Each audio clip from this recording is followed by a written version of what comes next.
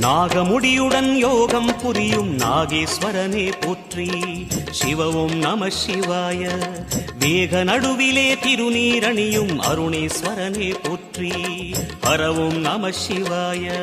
அம்மையும் நம சிவாயம், அப்பனும் நம சிவாயம், நன்மையும் நம சிவாயம், நாதனும் நம சிவாயம். நம சிவாய நம சிவாய ஓம் நம சிவாய. நம சிவாய நம சிவாய ஓம் நம சிவாய.